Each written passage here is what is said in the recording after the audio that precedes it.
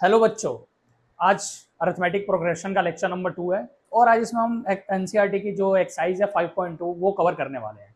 तो आ जाओ, सबसे पहले देखते हैं। देखो, मैंने क्वेश्चन नंबर 4 लिखा है सबसे पहले एनसीईआरटी का, और पहले के 3 क्वेश्चन एमसीक्यू टाइप हैं, सिंपल सिंपल से हैं। कुछ एमसीक्यू है उसमें और कुछ फिलअप्स भी हैं, तो वो तो हो जाएंगे नॉर्मली। आज मैं 4th क्वेश्चन से स्टार्ट करवाता हूँ। 4th क्वेश्चन एक बार रीड करो, क्या लिखा हुआ है। Which term of the AP is 78। मतलब एक एपी दे रखा है और पूछा है कि जो 78 है ना, तो एपी का कौन सी टर्म होगी इस एपी की। ठीक है, तो ऐसे क्वेश्चन को क्या करना होता है, कभी भी पूछा होता है, मैं लास्ट लेक्चर में मैंने बताया था कि हमेशा जो लास्ट टर्म दे रखी होती है उसको हमें क्या लेना होता है, nth टर्म। मतलब ए एन की वैल्यू तुम्हारे पास 78 है। एक बार मैं सारे फॉर्मूला रिवाइज करवा देता हूँ जो अब तक हमने पढ़े थे। देखो, एक तो nth टर्म का फॉर्मूला होता है। nth टर्म का जो फॉर्मूला होता है वो होता है a plus n minus one into D. This is the formula for the nth term, where a is the first term. a हमारे पास क्या होती है, फर्स्ट टर्म होती है। और डी क्या होता है, डी होता है हमारे पास कॉमन डिफरेंस। क्या होता है, कॉमन डिफरेंस। और जो एन होता है, एन क्या होता है, नंबर ऑफ टर्म्स। मतलब एपी के अंदर कितनी नंबर ऑफ टर्म्स है। और एन टर्म क्या होता है, एन टर्म हमेशा जो लास्ट वाली टर्म होती है उसको एन टर्म लेना होता है। बिल्कुल बेसिक सा ही क्वेश्चन है। हमारे पास दे रखा है कि एन टर्म की वैल्यू 78 है। अब ए देखो, एपी में ए की वैल्यू क्या होगी, एपी दे रखा है ना तुम्हारे पास 3, 8, 11, 13। तो यहां से मैं ए की वैल्यू लिखना चाहूँ तो ये देखो, ए की वैल्यू 3 आ रही है तो 3 लिख दो। और डी की वैल्यू मतलब कॉमन डिफरेंस कितना है, कॉमन डिफरेंस के लिए करना होता है second term minus first term. तो सेकंड टर्म देखो क्या है, यहाँ पर 8 है, 8 माइनस 3 करो, 8 माइनस 3 कितना हो गया, 5। दिस इज द ए और दिस इज द डी। और एन टर्म ये रहा। एन टर्म का फॉर्मूला लगा दो, सिंपल सा है। एन टर्म का अगर मैं फॉर्मूला लगा दूं, A N equal to A plus N minus one into D. Simple. N term कितना है, 78 है, पुट कर। Equal to A first term कितनी है, 3, पुट कर दो यहाँ, plus N minus one into D, D की वैल्यू कितनी है, 5। सिंपल। अब 3 को इधर आके माइनस कर दो, 78 माइनस 3 कितना हो जाएगा, 75।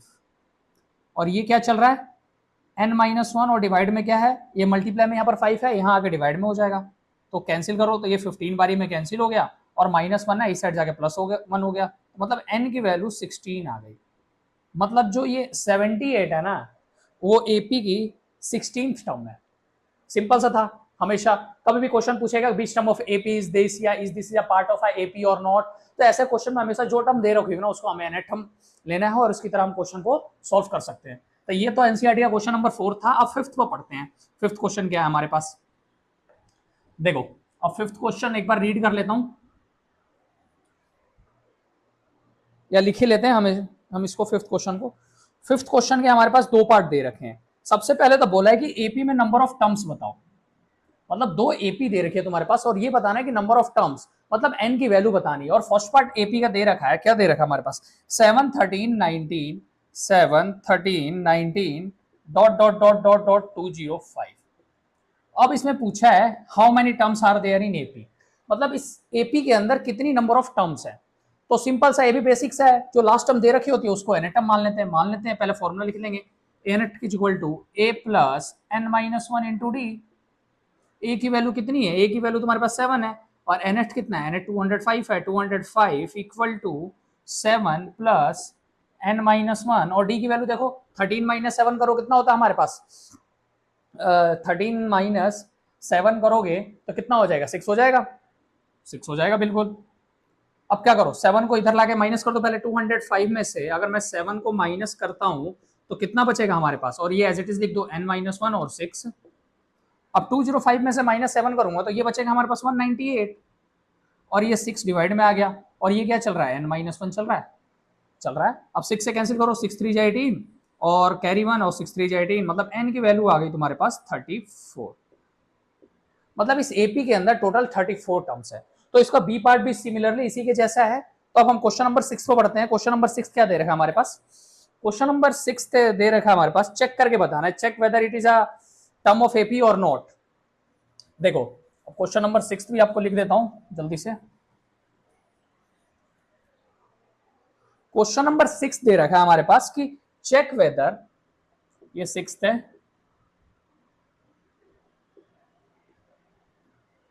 check whether minus 150 is a term of AP और एपी क्या दे रखा है हमारे पास, एपी दे रखा है हमारे पास 11, 8, 5, 2 और डैश डैश डैश डैश, ये दे रखा है हमारे पास। और पूछा है कि चेक करके बताओ जो -150 है ना उस एपी का पार्ट है कि नहीं है। तो हमेशा चेक करना होता है, क्या करना होता है, उसको एनाटॉमी तो मानना होता है। बिल्कुल बेसिक बेसिक सही क्वेश्चन है इसके, ज्यादा कॉम्प्लिकेटेड है भी नहीं। अब देखो क्या करना है, मैं मान लू एनाटॉम की एन की वैल्यू -150 है और ए की वैल्यू तो 11 है और डी की वैल्यू कितनी होगी, 8 - 7 करोगे तो कितना होगा, -3। तो मैं एनेट का फॉर्मूला लिख देता हूं सबसे पहले, a plus n-1 into D. अब एन कितना है, एन हमारे पास है -150, तो -150 लिख दो। ए की वैल्यू कितनी है 11 प्लस n-1 और डी की वैल्यू कितनी है -3। अब 11 इधर आके माइनस करो, -150 -11 कितना हो जाएगा, -161 हो गया। और ये n-1 चल रहा है, चल रहा है, और ये -3 है तो -3 को मैं डिवाइड में भेज देता हूं, माइनस से माइनस कैंसिल। अब 3 के टेबल में इसको कैंसिल करोगे तो कितना हो जाएगा, ये 3 5 जा 15 और फिर बचा कितना है यहाँ पर 11 बचा, मतलब 3 3 जा 9, फिर डेसिमल आ गया और फिर कितना आएगा 3 6 जा 18 और 53.6 और ये माइनस क्या है तो ये आ गया 54.6 आ रही है, मतलब n की वैल्यू। तो n की वैल्यू कभी भी डेसिमल में आ सकती है हमारे पास, नहीं आ सकती, क्योंकि n की वैल्यू कभी डेसिमल में कैसे आएगी, क्योंकि n होगा तो प्रॉपर नंबर ऑफ टर्म्स होगी ना हमारे पास, 5 होगा, 6 होगा, 10 होगा, 20 होगा, 30 होगा, ये थोड़ा ना होगा 12.5। नंबर ऑफ टर्म्स तो काउंटिंग करोगे तो एक दो ही होगा ना। इसलिए ये पार्ट जो है यहाँ लिख देना कि 150 माइनस का 150 is not a part of AP, मतलब जो -150 है वो इस एपी का पार्ट नहीं है। तो चलो, तो ये तो समझ आ गया होगा। अब क्वेश्चन नंबर हम करते हैं 6 कर लिया, अब क्वेश्चन नंबर हम 7th करते हैं। 7th करते हैं एक बार, 7th क्या दे रखा हमारे पास,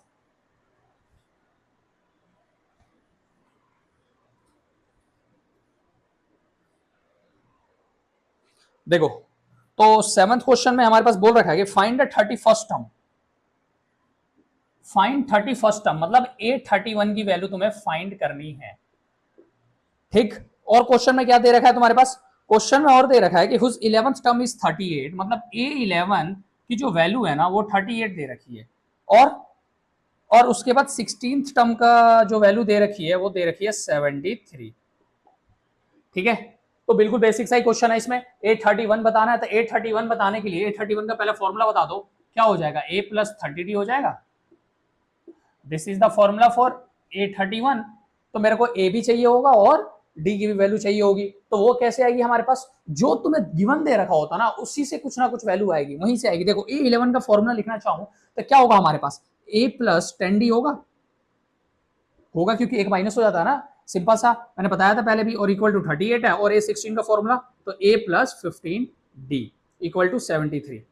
देखो कुछ बच्चों को नहीं समझ आ रहा हो कि ये मैंने 10D कैसे लिख दिया, तो देखो कैसे था, जैसे A11 था तो nth का फॉर्मूला तुमने पढ़ा था कि A plus n-1 into D होता है, nth का फॉर्मूला होता है, लेकिन हमें तो 11th टर्म बतानी है, तो मतलब n की जगह ना तुम 11 पुट कर दो, तो मैंने यहाँ A11 पुट कर दिया, इक्वल टू A तो एज इट इज रहेगा, प्लस मतलब n की जगह 11 पुट करोगे तो यहाँ 11 - 1 कितना हो गया 10, और साथ में क्या चल रहा है d, इसलिए हमेशा एक माइनस होकर 10d हो जाता है। अब समझ आ गया होगा। अब देखो दो इक्वेशन बन गई, अब मैं इनको सॉल्व कर सकता हूँ, एलिमिनेट कर देता हूँ, दोनों को सेपरेट कर देता हूँ। देखो a से तो कैंसिल हो गया, 10d - 15d माइनस का 5d इक्वल टू ये हो गया तुम्हारे पास 38 - 73, तो माइनस का आएगा, कितना आएगा 13 - 8 5 और 6 - 3 3 और ये माइनस का 35, तो माइनस से minus cancel, d equal to 35/5 कितना होता है, ये आ गया 7, मतलब d की वैल्यू आ गई तुम्हारे पास 7। अब इसको हटा देता हूं, अब देखो d की वैल्यू 7 आ गई है, लेकिन a की वैल्यू भी तो चाहिए हमें,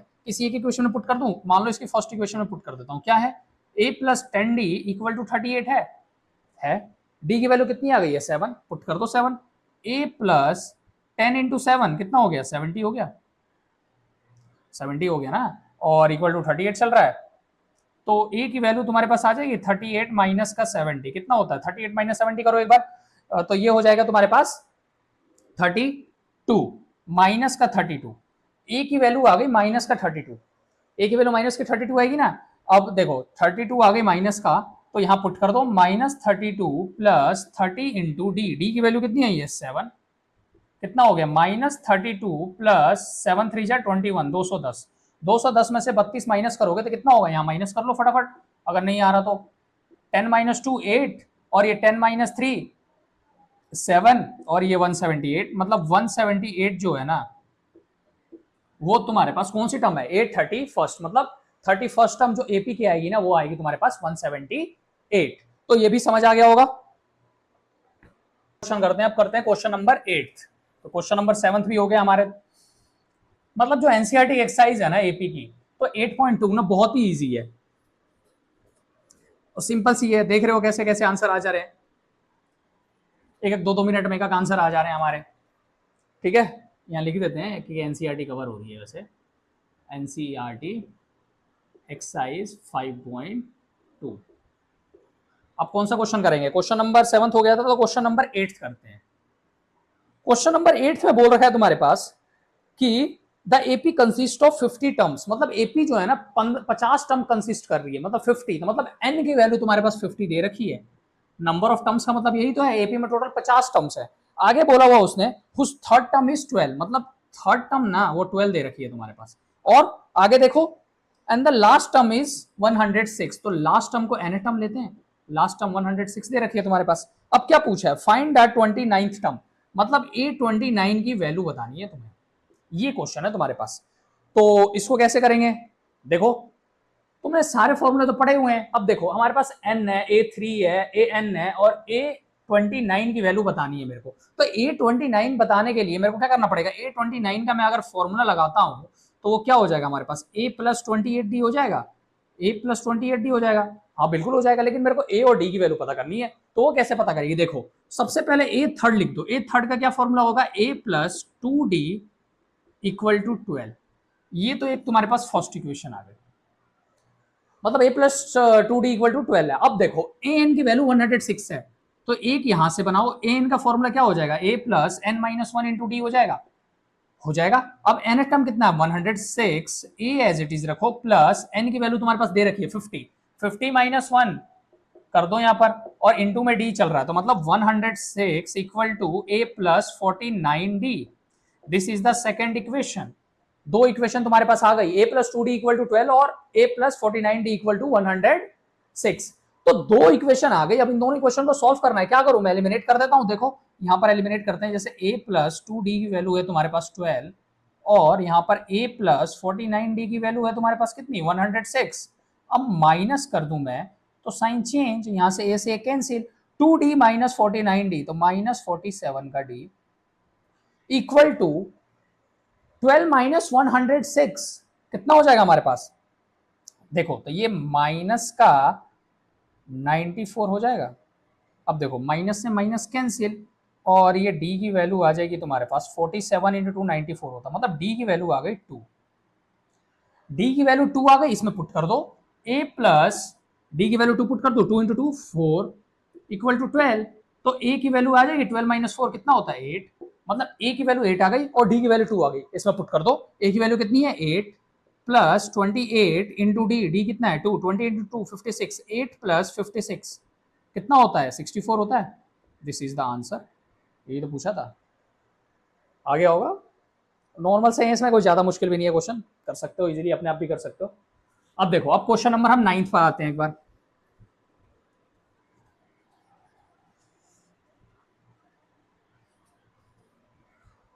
9th क्वेश्चन देख ले एक बार क्या दे रखा है, आ जाओ एक बार रीड कर देता हूं। सबसे पहले 9th क्वेश्चन, 9th क्वेश्चन में बोला हुआ है if third and 9th term of AP are 4 और -8 और which term of the AP is the 0।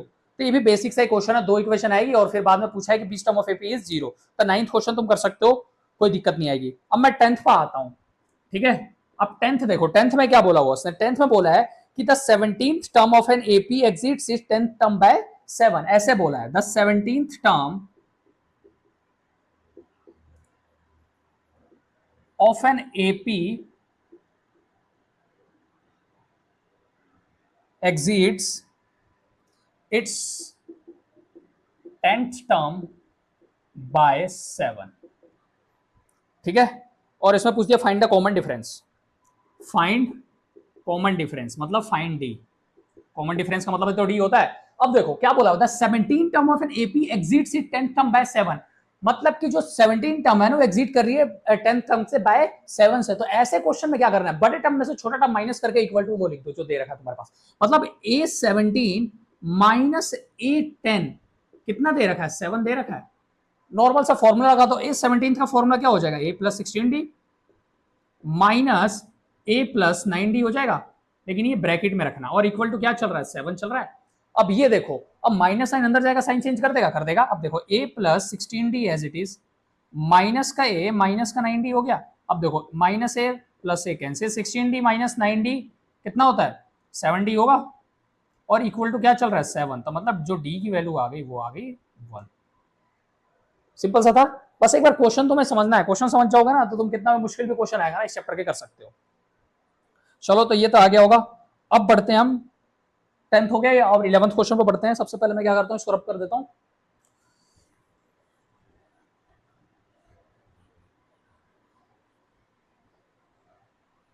आ जाओ।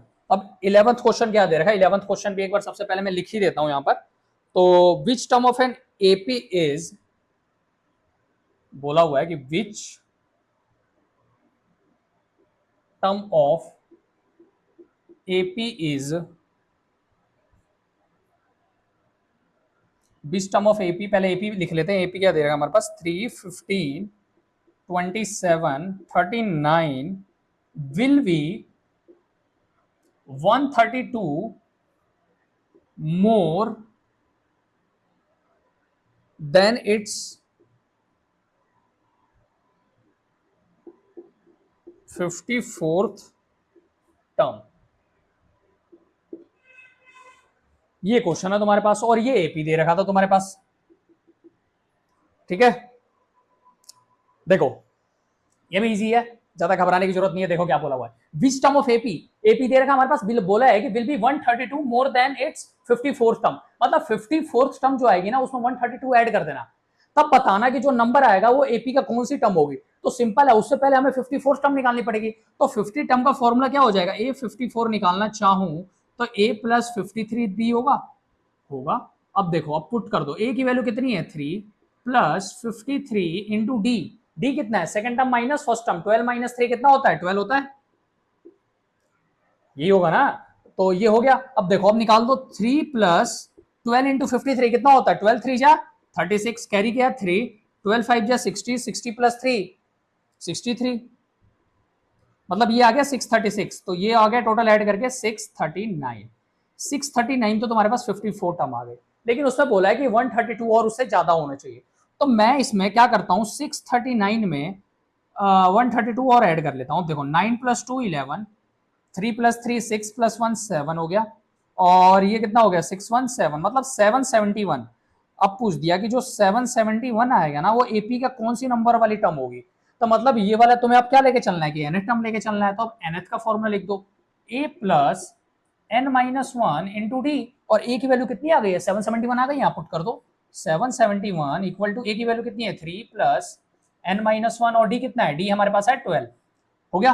3 इधर आके पहले माइनस कर दूं, 771 माइनस 3 कितना हो जाएगा 768 इक्वल टू n माइनस 1, और ये 12 आ जाएगा यहाँ पर डिवाइड में आ जाएगा, आ जाएगा ना। अब देखो 12 से मैं डिवाइड करूं तो 12 के टेबल में 76 से या 76 से कम नंबर आता है, कौन सा आता है, 12 5 जा 60, 12 6 जा 72, 12 6 जा 72 होता है। कितना कैरी बचा हमारे पास, 4 बचा, और 12 4 जा 48। तो n को -1 है, इधर आके प्लस कर दो, तो मतलब n की वैल्यू आ गई 65। तो ये इसका सॉल्यूशन है। मतलब जो 30 विल बी, इसने पूछा है ना कि 132 more than its 54th term, तो कौन सी एपी का पार्ट होगा, तो जो वो होगी ना वो 65 टर्म होगा ना। जो 54 से 132 ऐड करेंगे तो वो वाली टर्म का नंबर होगा 65, मतलब ये 65वें नंबर की टर्म है इस एपी की, ठीक। तो आ गया होगा, बस क्वेश्चन थोड़ा हमारे स्टेटमेंट बनाने में टाइम लगेगा, बाकी तो सॉल्व करने में कोई टाइम नहीं लगेगा। सिर्फ एन टर्म का फॉर्मूला याद करना है, और एन टर्म का फॉर्मूला तुम्हें तो याद ही है, क्या होता है एक बार बता दो, a plus n minus 1 into D. तो चलो 11th क्वेश्चन हो गया हमारे पास। अब बढ़ते हैं 12th क्वेश्चन पर।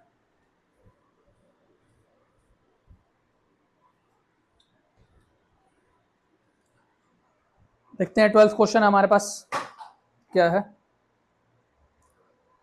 12th क्वेश्चन देख लो। 12th क्वेश्चन सबसे पहले मैं एक बार रीड कर देता हूं क्या बोला हुआ उसने। कि two APs have the same common difference, the difference between their 100 term is 100, what is the difference between their 1000 term. ये बिल्कुल बेसिक सा क्वेश्चन है। इस क्वेश्चन में देखो क्या बोल रखा है, बोला है कि दो AP have a same common difference. Question number है हमारे पास ये 12th है, two APs have same common difference. दो एपी है हमारे पास, दो अलग अलग डिफरेंट एपी हैं और जिनका कॉमन डिफरेंस हमारे पास सेम है। और इसने बोला है कि डिफरेंस बिटवीन देयर 100 टर्म, मतलब difference between there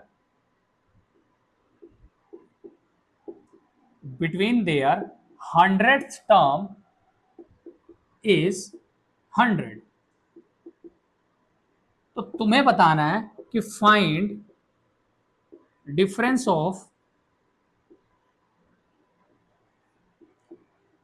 1000th term.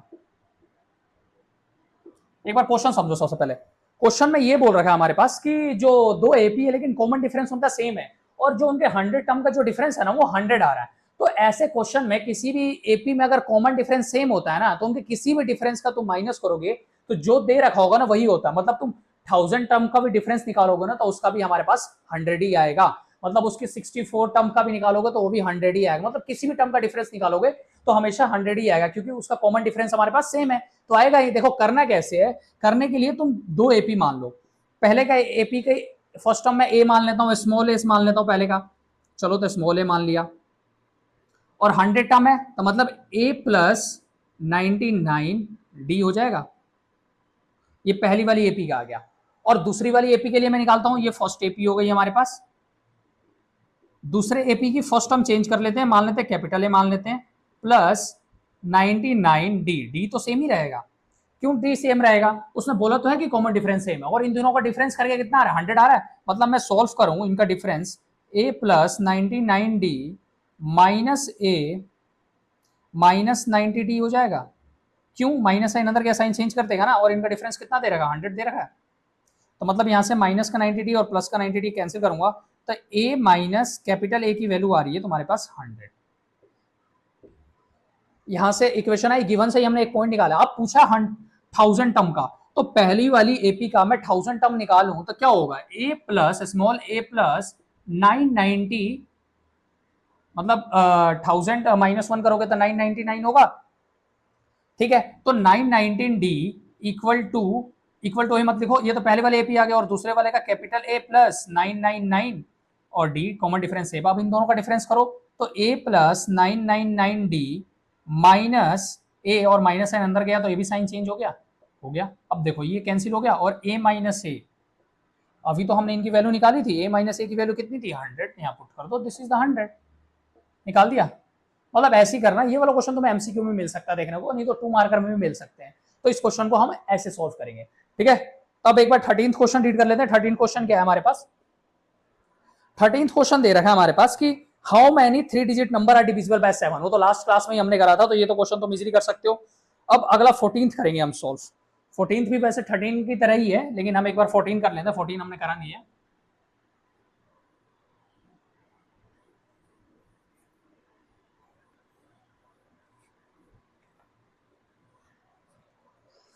देखो 14th ऐसे दे रखा है तुम्हारे पास कि हाउ मैनी मल्टीपल्स ऑफ 4, हमें 4 के मल्टीपल्स बताने हैं। क्वेश्चन नंबर हो गया ये हमारे पास 14, हाउ मैनी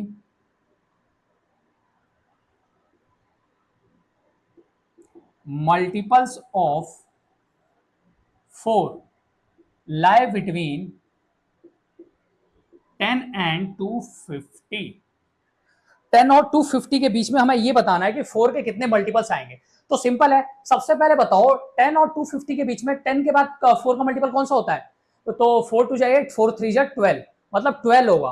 12 पहला आ गया जो 4 का मल्टीपल है, और 10 और 250 के बीच में लाई कर रहा था। अगला कौन सा होगा? 4 4 का कॉमन डिफरेंस ही तो होगा, 4 का मल्टीपल है तो। अगला हो गया 16, अगला हो गया 20, up to dash dash dash dash dash. अब ये बताओ 250 से पहले कौन सा होगा जो 4 से डिविजिबल है? तो मैंने बताया था कभी भी हमेशा लास्ट टर्म को तुम 4 से डिवाइड कर देना, और जो रिमाइंडर आएगा ना, रिमाइंडर को सब्ट्रैक्ट कर देना 250 में से, तो वो हमारे पास लास्ट टर्म हो जाएगी। तो 4 से डिवाइड करूं तो 4 6 जा 24, यहाँ क्या बचा 1, और ये 4 2 जा 8 मतलब रिमाइंडर 2 बट रहा है, तो 250 में से 2 माइनस कर दो, कितना हो जाएगा 248, मतलब 248 आ गई लास्ट टर्म। एपी आ गया, नंबर ऑफ टर्म्स बतानी है, लास्ट टर्म को एन टर्म लेना और फॉर्मूला लगा देना, हो जाएगा सॉल्व। अब ए एन का फॉर्मूला लिख दूं तो A plus N minus one into D हो गया। अब ए एन कितना है, ए एन है 248 इक्वल टू ए की वैल्यू 12 है प्लस एन माइनस वन और डी कितना है 4 ही तो होगा। अब 12 इधर आके माइनस कर दूं तो कितना हो जाएगा, ये हमारे पास 236 हो जाएगा और equal to n minus one चल रहा है और डिवाइड में 4 आ जाएगा यहाँ पर, तो 4 5 जा 20 और 20 हो गया और 4 9 जा 36, तो मतलब n की वैल्यू आ गई तुम्हारे पास 60। मतलब टोटल 60 टर्म्स हैं जो 10 और 250 के बीच में लाई कर रही हैं और वो भी 4 के मल्टीपल्स हैं। तो आगे होगा, ये भी बेसिक से क्वेश्चन था। अब चलो क्वेश्चन नंबर 15 करते हैं। 15 क्वेश्चन में इंपॉर्टेंट क्वेश्चन है 15 वाला, एक बार सॉल्व करके देखेंगे कैसे करेंगे सॉल्व। देखो क्वेश्चन नंबर जो हमारे पास 15 दे रखा है ना, 15 में उसने 2 एपी दे रखा है, 2 एपी दे रखा है, हमें एन की वैल्यू बतानी है। N term of 2 AP are equal, मतलब 2 एपी का जो एन टर्म है ना वो इक्वल दे रखा है हमारे पास। एक बार एपी फर्स्ट और एपी सेकंड लिख लेते हैं, एपी फर्स्ट और एपी सेकंड। एपी फर्स्ट दे रखा है हमारे पास 63 65 67 63 65 67 up to dash dash dash dash, और दूसरे एपी का दे रखा है 3 10 17 डैश डैश डैश। अब बोला है कि दोनों की जो nth टर्म है ना हमारे पास, दोनों की nth टर्म हमारे पास इक्वल दे रखी होती है, इक्वल दे रखी है। इस क्वेश्चन में गिवन है कि हाँ, तो हम क्या करेंगे, सबसे पहले इनके nth टर्म निकालेंगे। तो पहले वाले एपी का मैं nth टर्म निकालूं तो क्या होगा, a plus N minus one into D. A की वैल्यू कितनी है 63 प्लस एन माइनस वन और डी कितना होगा 65 माइनस 63 2। आ गया, सॉल्व कर लो इसको एक बार। 63 प्लस 2n माइनस 2 हो गया, अब माइनस 2 है तो माइनस कर दो यहाँ पर, तो 61 plus 2n, this is the nth term of first AP. First AP का nth टर्म आ गई। सेकंड एपी का nth टर्म निकालो, इसका क्या हो जाएगा, a plus N minus one into D. D कितना होगा 10 माइनस 3 कितना होता है 7 हो गया। तो यहां से मैं सॉल्व करूं तो 3 प्लस 7n माइनस 7, 3 माइनस 7 कितना हो जाएगा 7n माइनस 4 हो जाएगा। ये आ गई सेकंड की nth टर्म। अब दोनों की nth टर्म क्या इक्वल है हमारे पास, पुट कर दो फॉर्मूले में, मतलब 61 प्लस 2n की जो वैल्यू आएगी वो आएगी 7n माइनस 4 के बराबर। n को इधर भेजो तो 2n है, इधर आके माइनस 7n हो गया, तो 2n में से 7n को माइनस करना पड़ेगा और ये माइनस 4 है और ये माइनस का 61 आ गया। 2n माइनस 7n कितना होता है हमारे पास, माइनस का 5n होता है और ये माइनस का 65 हो गया, माइनस से माइनस कैंसिल और n की वैल्यू निकालोगे तो 65 अपॉन 35 आ गया। तो 5 के टेबल में 13 बारी में कैंसिल होता है। मतलब इसमें टोटल हमारे पास क्या है, इसमें n की जो वैल्यू आ रही है वो हमारे पास टोटल 13 टर्म्स है। इस एपी की भी 13 है और उस वाले एपी की भी जो 13वीं टर्म होगी ना वो आपस में हमारे पास इक्वल होगी। मतलब इस एपी की तुम 13 टर्म निकालोगे और इस एपी की भी 13 टर्म निकालोगे तो वो दोनों हमारे पास क्या आएंगी, इक्वल आएंगी। यही पूछा था हमारे पास, ठीक है। आगे होगा 15th क्वेश्चन। अब एक बार 16 कर लेते हैं फटाफट।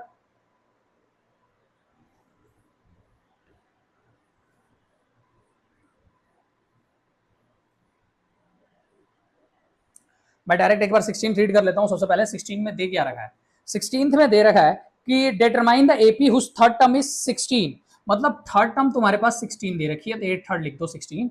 उसके बाद बोला है कि seventh term exits the fifth term by 12, मतलब सेवंथ टर्म एग्जिट कर रही है फिफ्थ टर्म से बाय 12 से, तो मतलब a7 माइनस a फिफ्थ की वैल्यू दे रखी है 12। दो इक्वेशन आ गई, सॉल्व कर सकते हो और एपी बता सकते हैं। सिंपल, ए थर्ड का मैं फॉर्मूला लिखूं तो a प्लस 2d हो जाएगा इक्वल टू 16, और सेकंड को सॉल्व करूं तो a plus 6d minus a minus का 4d इक्वल टू 12 आएगा, क्योंकि माइनस अंदर गया तो साइन चेंज कर देता है। तो a माइनस a तो cancel, 6d minus 4d 2d equal to 12, तो d की वैल्यू कितनी आ गई तुम्हारे पास, d की वैल्यू आ गई 6। d की वैल्यू 6 आई तो मैं फर्स्ट वाले में पुट कर देता हूं। फर्स्ट में पुट करूं तो a plus 2d equal to 16 था, तो d की वैल्यू 6 आ गई है। 6 पुट करो, 6 इंटू 2 12, a प्लस 12 इक्वल टू 16, तो a की वैल्यू कितनी आ जाएगी 16 माइनस 12 कितना होता है 4, मतलब a की वैल्यू 4 आ गई और d की वैल्यू 6 आ गई। तो a निकाल सकते हो, पहली टर्म क्या हो गई 4, उसमें कॉमन डिफरेंस ऐड करते रहो तो 10 16 up to dash dash dash कर दो, ये AP हो गई, ठीक है। अब एक बार 17th क्वेश्चन पढ़ते हैं। 17th क्वेश्चन में बोला है कि find the 20 term from the last. AP की 20वीं टर्म बतानी है लेकिन लास्ट से बतानी है। तो ये वाला क्वेश्चन भी हमने करा था, लेकिन फिर एक बार सॉल्व कर लेते हैं। है क्वेश्चन थोड़ा सा इंपॉर्टेंट है ये वाला भी। तो देखो, कभी भी हमारे पास लास्ट से 20 टर्म निकालनी होती है तो हमें क्या करना होता है, तुम एपी को रिवर्स कर दो और जैसे नॉर्मल तुम एपी का 20 टर्म निकालते हो ना वैसे ही निकाल दो। हमारे पास एपी पहले दे रखा है कि 3, 8, 13 dash dash dash dash up to 253, और ये है क्वेश्चन नंबर एनसीईआरटी का 17वां। और पूछा है कि लास्ट से बताओ 20th term, A20 from last. A20 की वैल्यू बतानी है फ्रॉम लास्ट से। तो हमेशा एपी को क्या करना है, तुम्हें लास्ट से पूछ दे तो एपी को रिवर्स कर दो। तो फर्स्ट टर्म 253 हो जाएगा, डैश डैश डैश डैश 13, 8 और 3, this is the AP. Where अब ए की वैल्यू निकालोगे तो जो लास्ट टर्म होगी वो फर्स्ट टर्म हो जाएगी, और कॉमन डिफरेंस कितना होगा। पहले तुम अगर कॉमन डिफरेंस नहीं भी समझ आ रहा तो पहले एपी का निकालना। 8 - 3 कितना होता है 5, लेकिन एपी को जब रिवर्स करोगे तो उसका साइन भी तो माइनस हो जाएगा, मतलब डी की वैल्यू -5 है। अब क्या करो, nth टर्म का फॉर्मूला लगा दो, लगा सकते हैं। nth टर्म का क्यों फॉर्मूला लगाना, A20 पूछा है ना, तो A20 का लगा दो फॉर्मूला। A20 की जो फॉर्मूला होगा क्या होगा, A+19D। A+19D कर दो। ए की वैल्यू कितनी है तुम्हारे पास, ए की वैल्यू है तुम्हारे पास 253 प्लस 19 इंटू डी कितना है -5, 19 इंटू -5 -95, और ये 253 आ रहा है। 253 में से 195 माइनस कर दो एक बार, चलो यहाँ पर मैं माइनस करके भी दिखा देता हूँ। 13 - 5 कितना होता है 8, 14 - 9 5, और ये आ गया 1, मतलब 158। जो इस एपी की 20 टर्म होगी ना लास्ट से, तो वो हो गई हमारे पास 158। ठीक है, तो इस एक्सरसाइज के और 3 क्वेश्चन बच रहे हैं, वो भी मैं सॉल्व करा देता हूं फटाफट। देखो क्वेश्चन नंबर 18 है। 18 भी बिल्कुल बेसिक सा ही है क्वेश्चन हमारे पास। 18 क्या बोल रखा है, 18 बोल रखा है the sum of 4th and 8th term. अब उसने बोला है कि sum of 4th and 8th term is 24 and sum of 6th and 10th term is 44। हमें क्या बताना है, हमें इसकी find the first 3 terms of the AP. AP की 3 टर्म्स बतानी है, ये क्वेश्चन दे रखा था, ये तो सॉल्व कर ही सकते हैं। 2 इक्वेशन है, सॉल्व कर लेते हैं फटाफट। मैं सॉल्व कर देता हूं, देखो कैसे करना है सॉल्व। A4 का फॉर्मूला बता दो, A+3D प्लस A8 का फॉर्मूला A+7D और इक्वल टू 24 चल रहा है। हाँ चल रहा है। अब देखो सॉल्व करूं तो A+A 2A plus 7D plus 3D 10D equal to 24, ये आगे फर्स्ट इक्वेशन। अब सेकंड पढ़ो A6 का फॉर्मूला क्या होगा, A+5D plus A+9D equal to 44। अब 2A plus 14D equal to 44 आ गया, this is the second equation.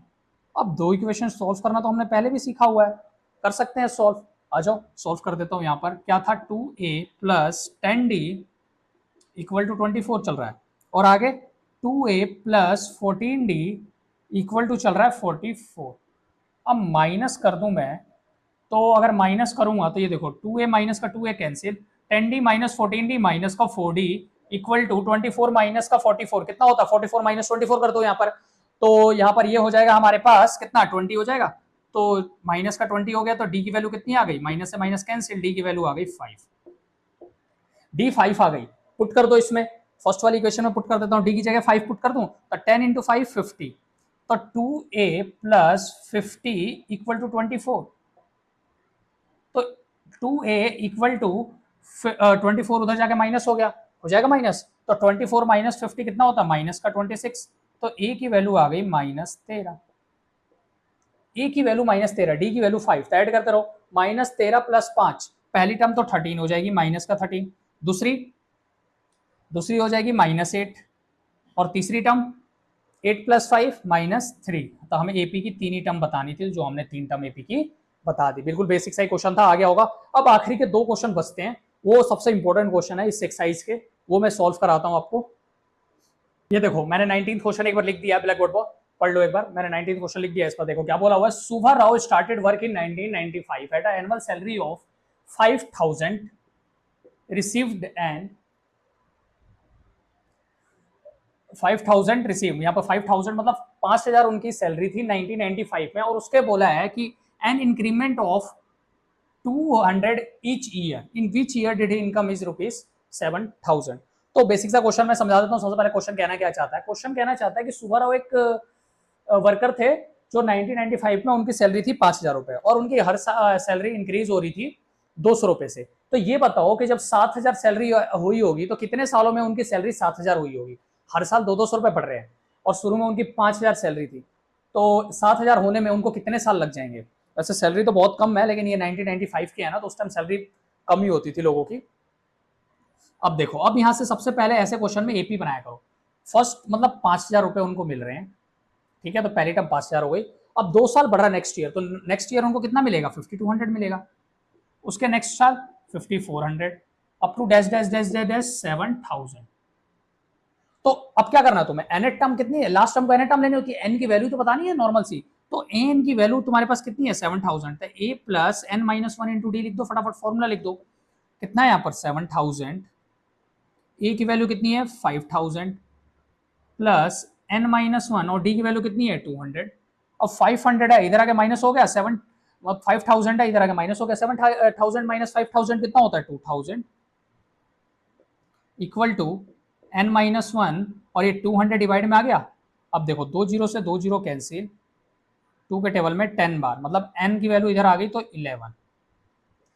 मतलब टोटल उनको सुब्बाराव को 11 साल लगेंगे उनको 7,000 की सैलरी लेने में। मतलब 1995 में उनकी 5,000 सैलरी है, तो उसके 11 साल बाद उनकी सैलरी 7,000 हो जाएगी। तो 1995 में तुम 11 ऐड करोगे तो मतलब 2006 में उनकी सैलरी हो जाएगी 7,000 रुपए। ठीक है, 2006 में ही होगी, हाँ होगी 2006 में। चलो तो लास्ट क्वेश्चन है, लास्ट क्वेश्चन एक बार मैं आपको रीड कर देता हूं क्या है। इसको सबसे पहले मैं रब कर देता हूं।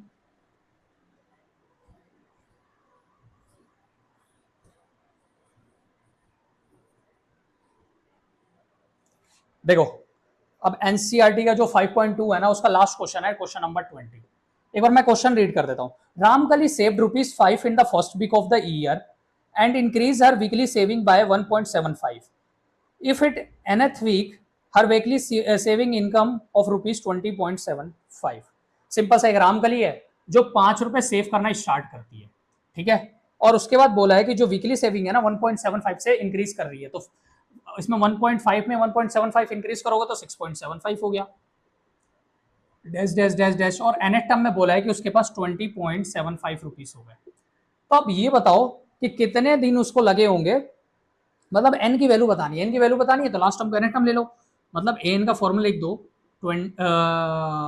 एनएथ का फॉर्मूला क्या होता है, A plus N minus 1 into D. A की वैल्यू कितनी है तुम्हारे पास, एनएट टर्म कितना है 20.75 equal to 5 plus N minus 1 into D. D कितना है, डी 1.75 ही तो होगा, सेकंड टर्म -5 करोगे तो वही आएगा। वैसे भी बोला हुआ कि 1.75 से वो इंक्रीज कर रही है हर वीक में। अब 20.75 में से 5 माइनस करूंगा तो ये कितना हो जाएगा हमारे पास, ए की वैल्यू 5 है, हाँ 5 ही थी। अब 20.75 में से मैं 5 अगर माइनस कर दूं तो ये हमारे पास आ जाएगा 15.75 इक्वल टू एन माइनस 1 और इंटू 1.75 चल रहा है तो यहाँ डिवाइड में ला देते हैं 1.75। अब ये कैंसिल कर दूं, कर देता हूँ। अब इनको सॉल्व करते हैं, फटाफट सॉल्व करते हैं। 5 से कैंसिल करते हैं पहले, चलो 5 से कैंसिल कर देते हैं। तो ये हो जाएगा हमारे पास, वैसे तो 175 डायरेक्ट 9 बारी में पूरा कैंसिल हो जाता है, लेकिन मैं 5 से कैंसिल करके आपको बता देता हूँ। तो 5 3 जा 15, अब कैरी बच गया 2, तो 5 5 जा 25 और 5 3 जा 15, 5 1 जा 5, 5 5 जा 25। अब 5 7 जा 35, 5 6 जा 30, 5 3 जा 15, तो 7 9 जा 63 और -1 है इधर आके प्लस का हो गया, 9 + 1 10, मतलब n की वैल्यू 10 आ रही है। ठीक है, तो इस तरह हमारे पास जो एनसीईआरटी एक्सरसाइज थी अरिथमेटिक प्रोग्रेशन की 5.2 कंप्लीट होती है। और नेक्स्ट एक्सरसाइज में हम सम का कंसेप्ट पढ़ेंगे। अभी तो हम तो nth टर्म का फॉर्मूला पढ़ते हुए आ रहे थे, अब आगे हम पढ़ेंगे सम का फॉर्मूला। मतलब जो एपी होगा ना, मान लो यही एपी है, अब ये बताओ टोटल इन टर्म्स का सम कितना होगा, तो वो हम आगे के नेक्स्ट लेक्चर में कवर करने वाले हैं। चलो आज के लिए इतना ही, थैंक यू।